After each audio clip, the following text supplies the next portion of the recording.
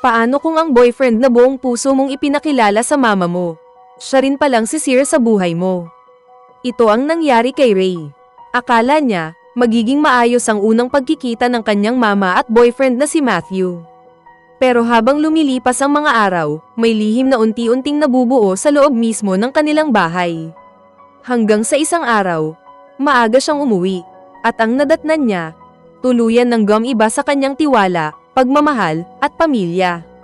Ano ba talaga ang nakita ni Ray? At sino ang taong hindi siya iniwan sa pinakamadilim na yugto ng kanyang buhay? Panoorin ang buong kwento.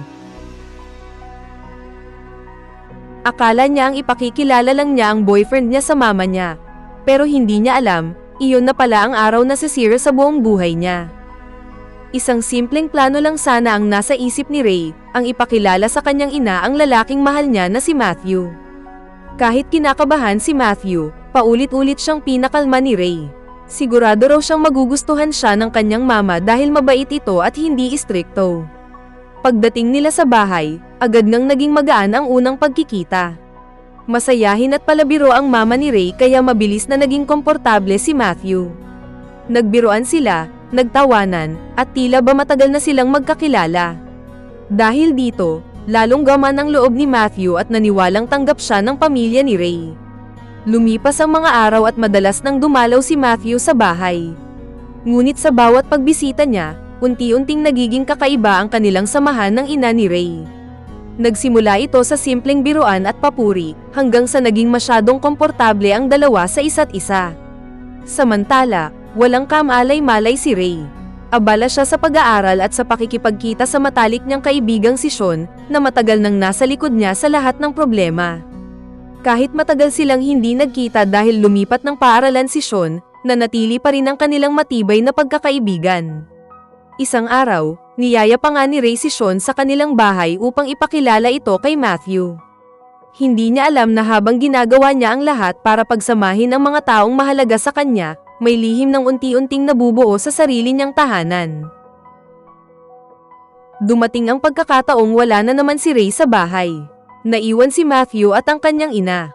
Sa unay puro biruan lamang ang kanilang usapan, ngunit habang tumatagal ay tila nawawala na ang hangganan ng kanilang respeto sa isa't isa. At pagkatapos ng ilang araw, dumating ang sandaling tuluyan nang nagbago ang lahat. Muling dumalaw si Matthew sa bahay. Wala na naman si Ray. Habang naghihintay siya, isang hindi inaasahang pangyayari ang nagtulak sa kanilang dalawa sa isang malaking pagkakamali, isang pagkakamaling sisira sa isang pamilya at sa isang relasyon. Ngunit hindi nila alam, pauwi na pala si Ray. Pagbukas niya ng pinto, tumambad sa kanyang mga mata ang eksenang hindi niya kailanman naisip na mangyayari. Ang boyfriend na buong puso niyang minahal, at ang sarili niyang ina, magkasama sa paraang hindi niya matanggap. Parang gumuho ang mundo ni Ray. Hindi siya nagawang magsalita ng maayos. Tanging luha, galit, at matinding pagkadismaya ang kanyang naramdaman.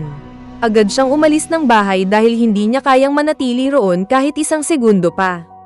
Sa sobrang sakit ng kanyang nararamdaman, isang tao lamang ang kanyang naisip puntahan, si Sean. Tahimik lang na nakinig si Sean habang ibinubuhos ni Ray ang lahat ng sakit na matagal niyang kinikimkim. Hindi siya nanghusga, hindi siya nagalit, bagkus, pinakalma niya ang babaeng matagal na niyang minamahal.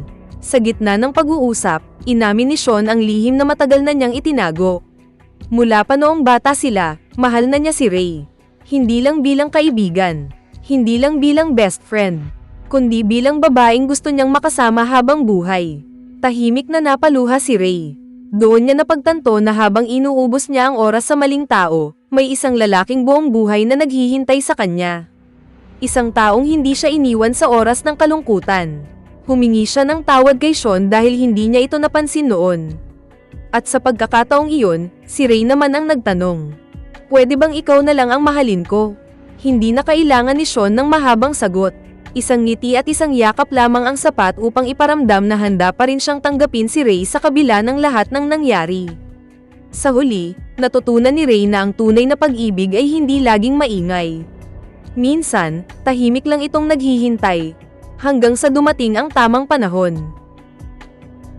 At dito nagtatapos ang kwento, isang kwento ng pagtataksil, kapatawaran, at pagmamahal na matagal nang naghihintay na mapansin.